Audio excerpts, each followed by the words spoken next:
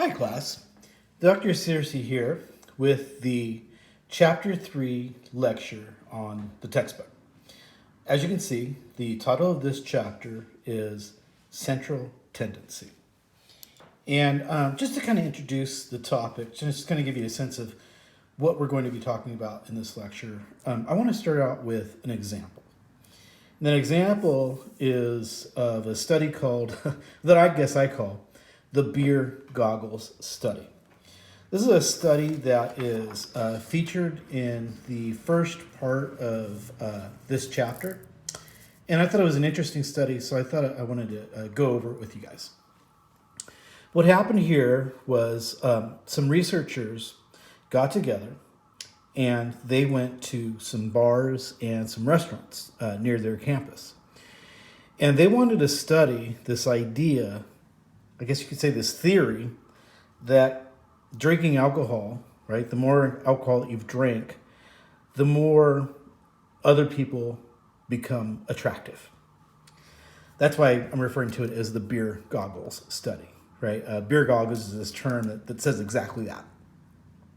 So these researchers went and they found some female participants, and to begin with, they asked them how much had they had to drink so far that night. And then based on the answers that the researchers got, they placed their participants into two different groups. One group was the group who had not drank any alcohol so far that evening. The other group were people who drank at least a moderate amount of alcohol. After that, then the researchers showed these ladies a picture of a man. And they asked the ladies to rate the attractiveness of the man on this scale of 1 to 7. Right? And the way the scale works is if you're higher on the scale, then you are considered attractive. If you are lower on the scale, you are considered not attractive. Okay? So then the researchers went ahead and recorded the results that they got. And what they found was it looks like the results agreed with the theory that alcohol does cause people to find other people more attractive. The way that we're seeing that on here is if you look at the graph, so we have the x-axis on the horizontal line. That's your rating of attractiveness. And then remember, this is what we call the y-axis over here. And I've said that generally the y-axis shows the range of frequency, or how often some number on the x-axis was picked. Okay, so then remember that the type of graph that we have here is a polygon. And it is showing the results from the two different groups, right? So the results from the no alcohol group in red and the results from the moderate alcohol group in this dashed blue. Okay, the reason why I'm saying that it looks like the ladies who drank found the man more attractive was if you look at their scores, the peak of their scores is at the higher range of the attractiveness scale than is the peak of the scores for the no alcohol group. Okay, but what we're seeing here is even though it looks like the moderate alcohol group found the man more attractive, we don't really know this for sure, right? Because we've got all these other scores as well, right? Like for instance, with the no alcohol group, we do have these people over here who said that the man was attractive. And we've got all these people over here that said the man wasn't as attractive. So what we need here is some way, maybe some number that represents like maybe the average score for the alcohol group, for the no alcohol group, and some average score that represents the average for the moderate alcohol group. Right, and then what we want to be able to do is compare the average for this group to the average for that group. And this is what we're talking about when we talk about things like central tendency. So let's go ahead and define what central tendency is.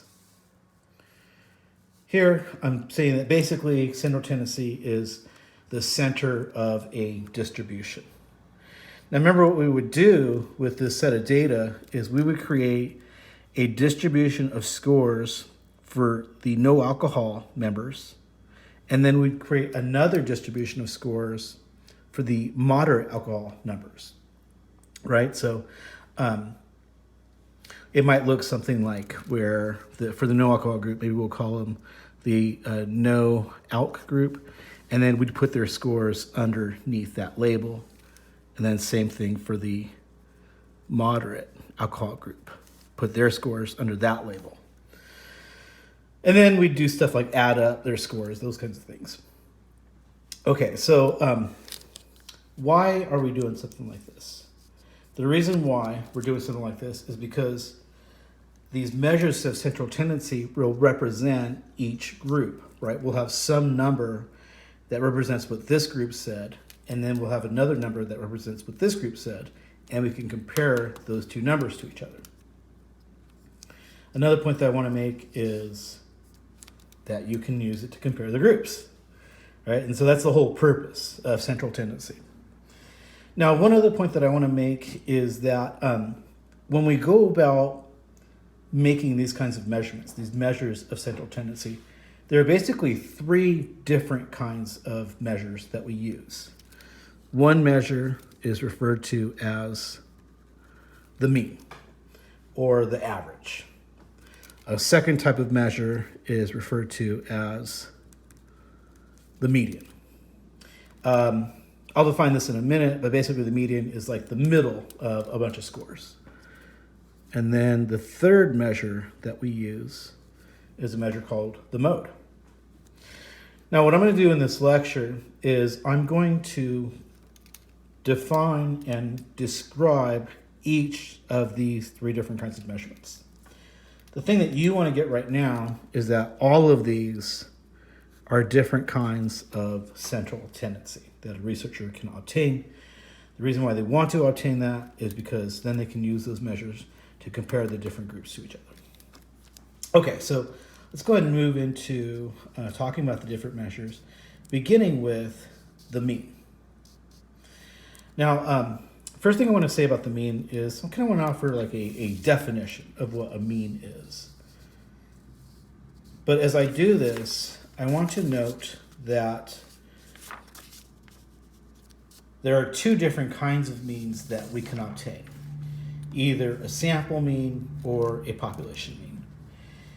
Remember from chapter 1 that a population is an entire group that you're interested in studying. But remember, what we also said was that oftentimes we can't get to everyone in the population. And because we can't get to everyone in the population, we're going to select a sample out of that population, and we're going to measure the people in the sample with the idea that the sample represents the population. Okay, so the first thing that we have to say about this is, in the definition, is exactly how does one obtain a mean? How does one obtain an average? Let's just make sure that you understand that part. By mean, we are saying that we are simply calculating an average score, right? What did the average person tell us in a group, right? And then we could say, like, take the numbers in the no alcohol group and figure out what the average score is in here. Then we'd do the same thing where we would take our moderate alcohol group and we'd figure out, well, what's the average score for them? Okay. Now, another point that we need to make with this is, how do we do this? First, let me note that this is the formula for calculating an average. And I'm going to first articulate it to you the way the textbook says it should be done. First, let's note that they use this letter M to represent the mean. How do they obtain it? Well, the way that they get it is they take a group of scores and they add them up, right? So for instance, they would take everyone's score in the no alcohol group and add them up. And then they would also figure out how many people were in that group, how many people were in that sample. And that would be the number here, right? Remember, lowercase n is the number of people in a sample.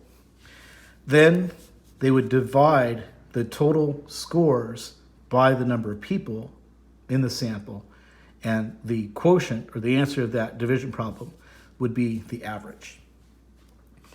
Okay, so now I need to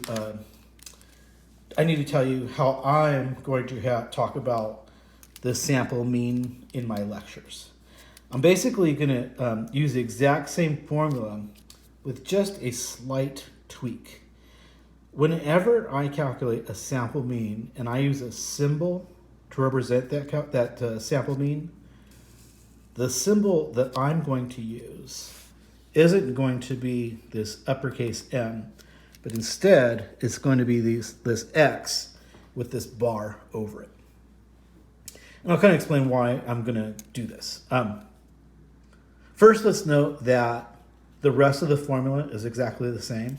You're still calculating some total for X, and you're dividing it by whatever the sample mean is. I'm going to use this symbol instead, though. And by the way, the way I refer to this is I call this X bar, right? X bar because it's got this bar above it. In my lectures, the reason why I'm going to refer to the sample mean as X bar instead of this capital M is really, it's got to do with my handwriting. If I were to use the capital M, sometimes my handwriting would get sloppy and it would look like a different symbol. So instead, I'm just going to use this X bar because it's a more recognizable symbol. Okay, now actually, what is it that I'm concerned that you guys are going to get confused with if I use the M? The reason why I'm concerned that you will get confused is because of how we talk about calculating a population mean. When we go to calculate a population mean, we're going to take a sum of X, but we're going to take a sum of X from some population that we're interested in, and then we're going to divide that sum of X by the number of people in the population. Remember that when we do that, we use capital N to represent the number of people in the population. The symbol that we use to articulate population mean is this symbol here.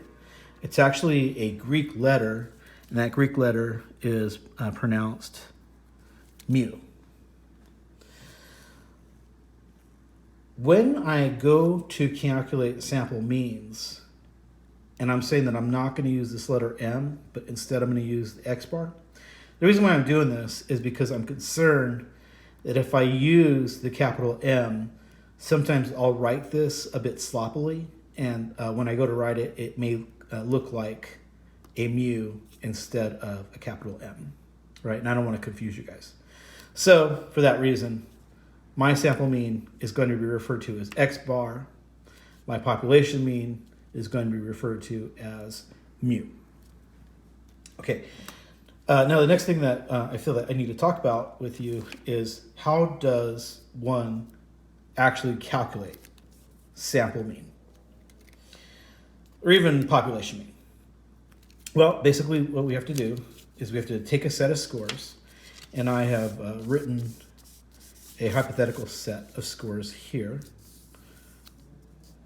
Let's see, I want to reveal it to you, but I don't want to reveal all of my notes to you, so I'm going to cover some stuff, keep some stuff covered up. But here is an example of how to calculate a sample mean. Let's say that this is a set of scores that I've got from a sample, right? Maybe just to make sure that you understand that, I could put my X there, right? X is the name of the sample sample scores that I've gotten. Each one of these is an individual score that I got from an individual participant. I'm going to stack them up in a line so that I can add them. Once I've added them, I'm going to refer to the sum or the total as sum of x. And for this example, it ends up equaling 15. Let me make sure I added that up right. We got 4 plus 3 is 7, plus 5 is 7 plus 5 is 12, plus 3 is 15. Okay, so yeah, sum of x here is 15. Below that, I'm going to tell myself what my sample size is, what my n is. And here I'm saying it's 5. How did I get that 5? Well, that's how many people gave me a score, right? 1, 2, 3, 4, 5. From there, I'm going to do my division problem, right? Sum of x divided by n. And when I do that here, it's 15 divided by 5. And that gives me x bar equals 3, right? Because 15 divided by 5 is 3. So what you should be seeing right now is that this 3 is the average number contained in this set of scores. Okay? And remember, the symbol that we use to represent sample mean is x bar. Let me give you one other example of how to do this. Let's say that you also get a sample and it looks like this. Right, this is a graph that I think I used in chapter 2.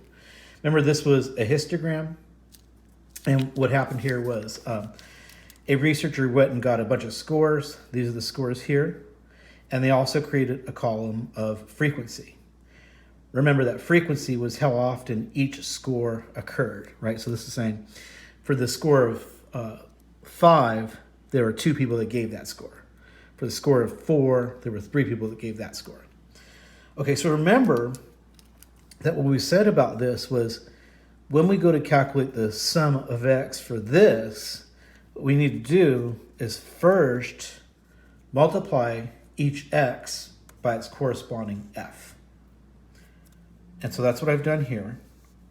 I've created a new list of scores based on that, right? So I got that 10 by saying 5 times 2, the 12 is 4 times 3, so the 12 is 3 times 4. That 4 down there is from this 2 times 2, and that 1 is from 1 times 1. Now, once I've calculated the multiplication of x times f, now I can go ahead and add that list of scores up to give me my sum of x. Right, so here my sum of x is now 39. And in addition to that, I can also figure out what my n for the group was. Here I'm saying the n was 12. How did I get that 12? The way I got it was, remember, what we do is we add up all of the numbers in the f column, right? So it was 2 plus 3 is 5, plus 4 is 9, plus this 3 is 12. So at this point, I can now do my division problem, 39 divided by 12, and that gives me a score of, or an average of 3.25. Again, I would like you to notice how that 3.25 looks like it would be the average inside this set of scores here. And the average is kind of like the middle, it's almost the middle score in there. Okay, so those are 2 examples of how to calculate average. Notice that I've done this with 2 different samples, but it's exactly the same thing that I would do if I were given some population data, right? With the population data, you do the exact same thing. You add up all the scores, and then you would divide it by the number of people in the population. I want to make at least one other point about calculating the average. And that other point is this. There's this idea that extreme scores throw off the mean. Not sure if you are catching what I mean by that, but basically, let me give you an example of a data set where there would be an extreme score. Let's say that instead of getting this set of scores, I obtained this set of scores. They're almost exactly identical to each other, except you've got one weird score in here. And that weird score is this 15. It is what I'm referring to when I say extreme scores. What is it about it that makes it extreme? It's extreme in the sense that that 15 is very different from all of the other scores, right? It's also often referred to as an outlier, something that's just way different from the rest of the data set. Okay, so let's look at calculating the average for this set when we've got the extreme score in it. First thing that we do is we add up all the scores inside the set. Gives us 25. We then make sure that we know how many people were in the group. We see that there were 5 people in the group. So then we do our division problem, 25 divided by 5. And that gives us a sample mean of 5. So this is what I mean when I say that extreme scores throw off the mean. Before, when there were no extreme scores in the set, the sample average was 3. But now, with just that one extreme score, it changes your average to 5. And that 5 is no longer necessarily representative of the data, right? There aren't any numbers that are they're close to the 5, but there aren't any numbers that really are a 5 or even close to a 5. And so that's how the data is thrown off by an extreme score. It's something that you may want to be aware of, something that you might want to even look at in your data. For instance, if I were a researcher and I collected this data and I saw that 15 in there, I'd question whether that 15 is an accurate score. Maybe what happened here was the person didn't understand the instructions. And so they gave you some number that they thought was correct, but it ends up being incorrect, right? So it's even a score that you may want to consider removing from the data. But for right now, I just want to keep this at an introductory level. So that's everything I want to say about the first measure of central tendency, the mean or the average, right? The important thing that you're seeing here is the symbols that you use when calculating averages, and then what to do to calculate averages. From here, though, I want to move on to now, let's say we'll check off having talked about the mean. Now I want to talk about the second measure of central tendency, the median. Right, so first I'll define a median. We're saying that a median is just the midpoint or the middle of the distribution. So what we would do here is we would take our distribution of scores and we would rewrite them in order so that you start out with the smallest score and end up with the largest score. Let me just kind of do that as an example with this set of data, right? So the way I would rewrite it is I would say, okay, we've got a 1, and then our next biggest number is that 3, and we're seeing that we've got 1, 2, 3 different 3s. So I would go 3, 3, 3, and then the only other number that we see is that 5, right? So now what I've done is I've taken the set of data, I've rewritten it in order from smallest to largest. Now that I've done this, I'm more able to find the middle of this distribution of scores, right? Basically what I would see it as is that 3 in the middle, right? So that 3 in the middle in this set would be referred to as the median.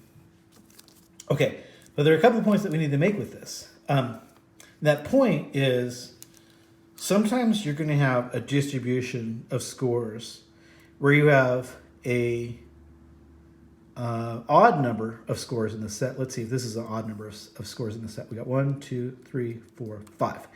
Yeah, so the number of scores that you have here are 5 different scores. 1, 2, 3, 4, 5. So that means that you have an odd number of scores in this data set. Sometimes you're going to have an odd set of numbers. Other times you're going to have an even number of scores. And you have to calculate, or you have to figure the median differently, depending on whether you have an odd number or an even number. So I'm going to go over that next. First, let's talk about what do you do if you have an odd set. Here I'm saying, with an odd number of scores, right, just like this, you will list the values in order, and the median is the middle score. Exactly what I just did here. But I've got a couple of other examples that show this. Right, so here is another example. This is a distribution with just 3 numbers in the distribution. Right, so we went out, we collected some data. We got 3 different participants. One participant said 1, another participant said 2, another participant said 3. The median, or the middle of this distribution, is that 2. Right, so because it's the middle, we're going to refer to that 2 as the median of this data set. Let's talk about a second example with an odd number of scores. That's this one here, right? So now we got 1, 2, 3, 4, 5. We went out and collected some data, and we got scores from 5 different people. Where would the median be in this set of scores? I'm going to give you a second to see if you can figure that out. What number represents the median here? If you said 3, you were correct, because 3 is the middle of that set of scores. Now, let's take a look at what we would do if we had a distribution of an even number of scores. Here what we would do is we say, with an even number of scores, we're going to list the values in order, and the median is going to be halfway. Right, so it's going to be the exact middle of the set of scores. So I got some examples of this. Oh, sorry. This is the full statement. The median is the halfway between the 2 middle scores. So let's go for an example of this. First, we're saying, okay, we're working with an even number of scores. Here's our data set here. We got some data. One person said 1, another person said 2, another person said 3, and another person said 4. Right, so we got 1, 2, 3, 4 different scores. That's an even number of scores. What we would do is we'd figure out, okay, what are the 2 middle scores in that set of data? The 2 middle scores are that 2 and the 3.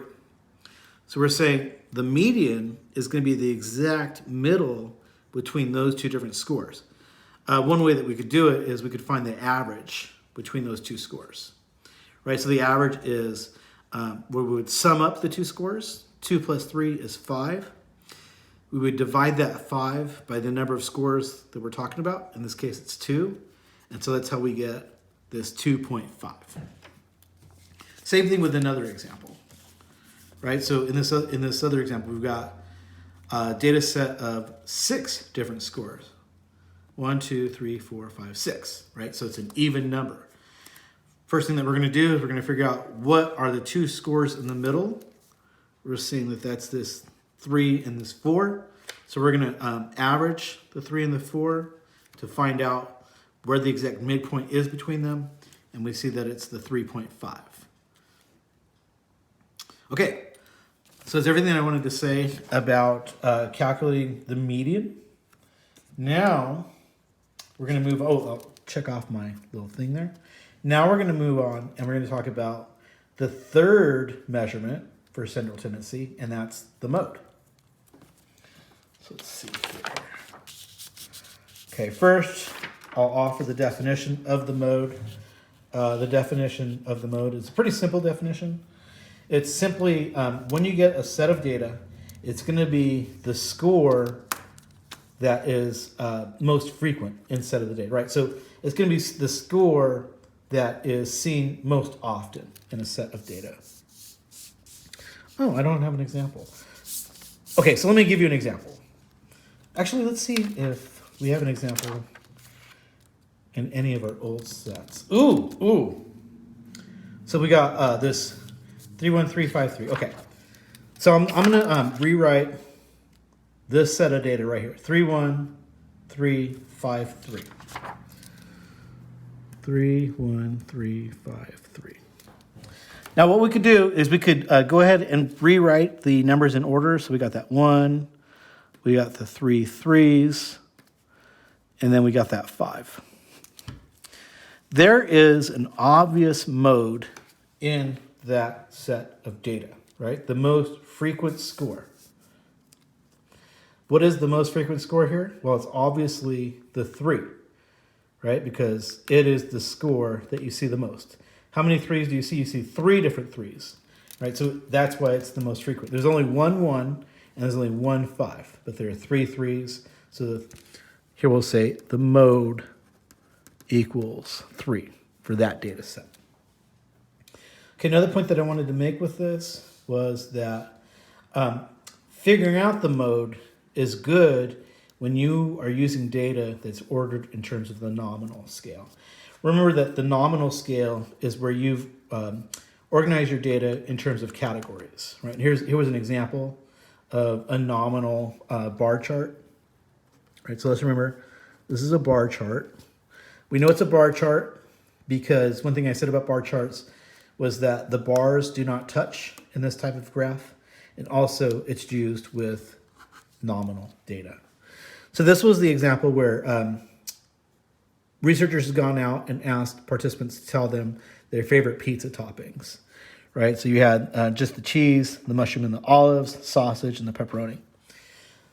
The tallest bar is telling you that that was the most popular item, right? So most participants said that their favorite pizza topping was the pepperoni.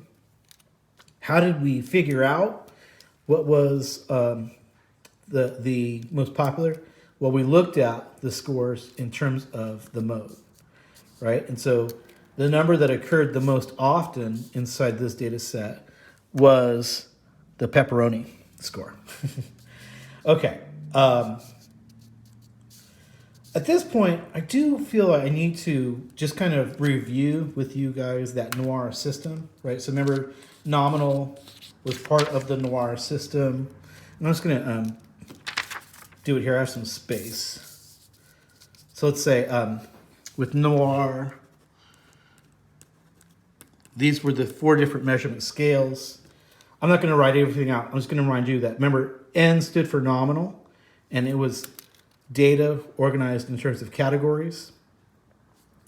O was ordinal, and it too was categories, but now categories in terms of like first, second, and third, right? So ordinal is categories, but where there's an order to the categories.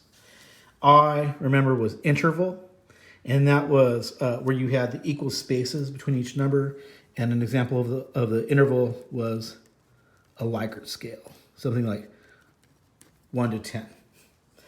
But remember, what was unique about the interval scale was that there were no zeros here, or at least there was no absence of something that the 0 would represent. Notice, like, that's how it is with the Likert scale, right? There is no 0 inside of the Likert scale. So then the R was the ratio scale, and that was an interval scale, but now it was interval where you could have zeros. Okay, another point that I wanted to make about the mode was it also helps you in terms of curves. Remember that we talked about curves in chapter 2. And we said a curve is that line that you can draw above a set of data, and it gives you a sense of what the data is doing. And with that, we said that there were like 3 different kinds of lines that you could draw. This one would be like a smooth curve, right? Remember, and it's smooth because it's got that one single hump in the middle. Just to remind you, we also have a name for this type of graph as well. This graph is not a bar chart, as this one is.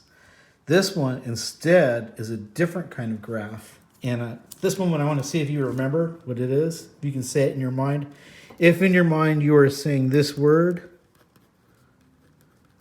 then you are correct. This is an example of a histogram.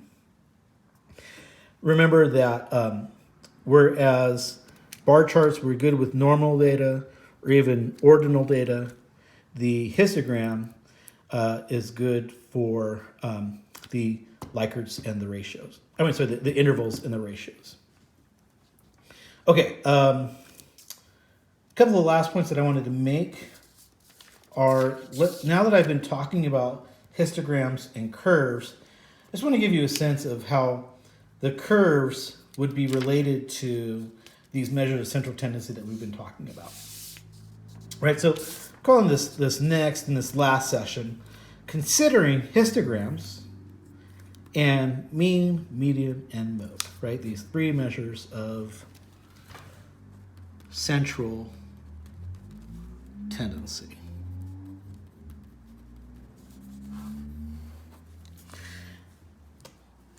If we look at a histogram and we created curves for the histogram, these three measures of central tendency are going to show up on that curve in unique ways. And I want to point this out.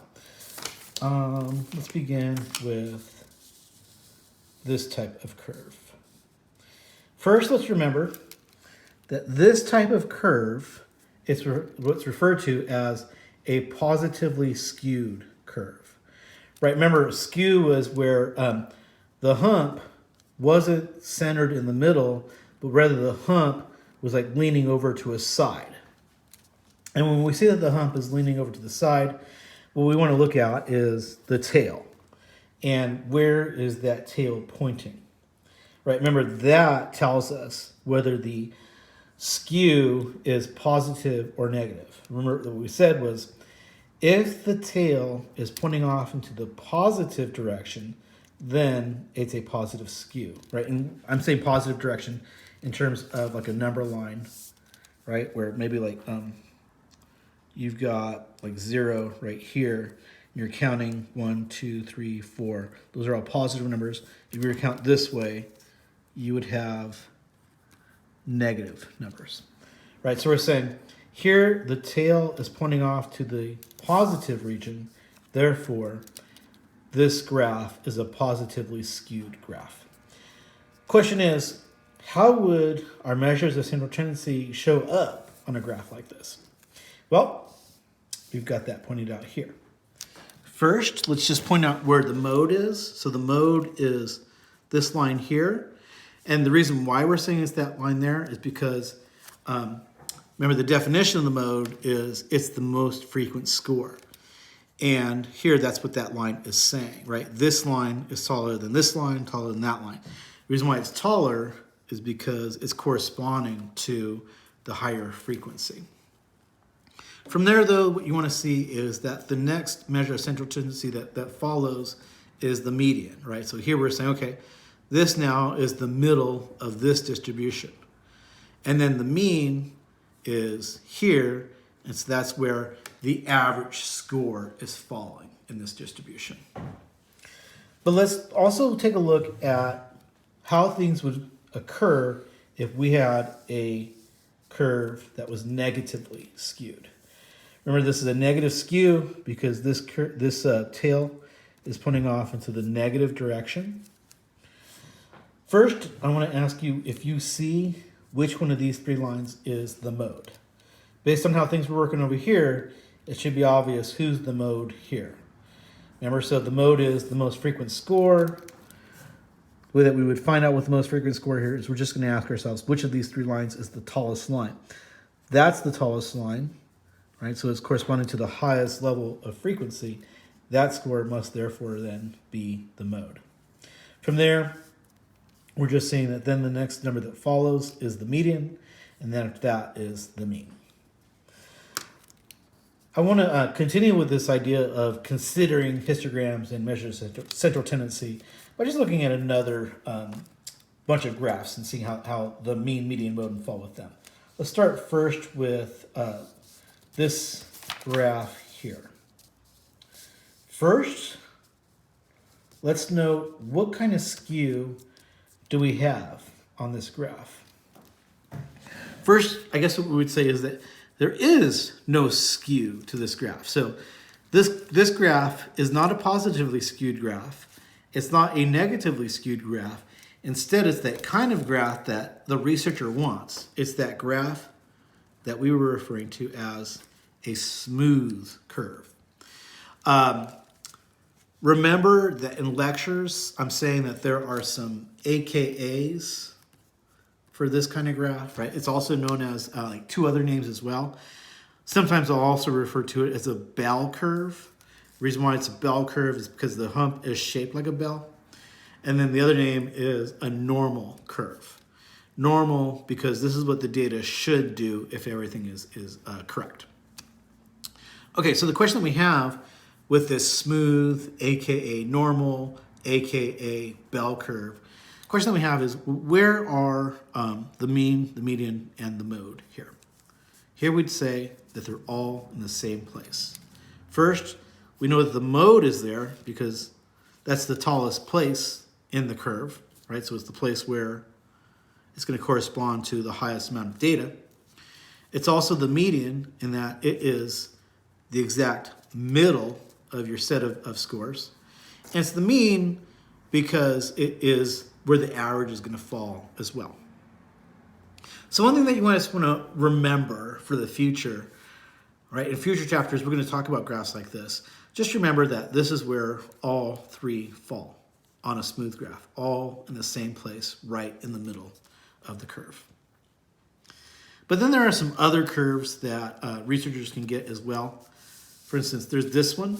Now, I've not shown you guys this kind of curve before. So let's go ahead and identify what it's referred to as. First, we refer to it as a bimodal curve. Reason why it's called bimodal is bi generally refers to this idea that there's two, and modal is referring to the idea that we're talking about modes. So it's saying that there are two modes in this graph. You've got a mode here and a mode here, right? Why are they modes? Because they're the two places where there's the highest frequency of scores. Aside from that, though, this place in the middle would be referred to as the mean and the median. It's called the median, obviously, because it's the middle of the distribution. And it also is referred to as the mean because, in this case, it overlaps with the median. So then there is a third type of curve that we can talk about. This third one, so this looks like a rectangle. And that's exactly the name of this. It's called a rectangular curve. And here what we're seeing is that there's no mode with this, right? So we've got our number line here.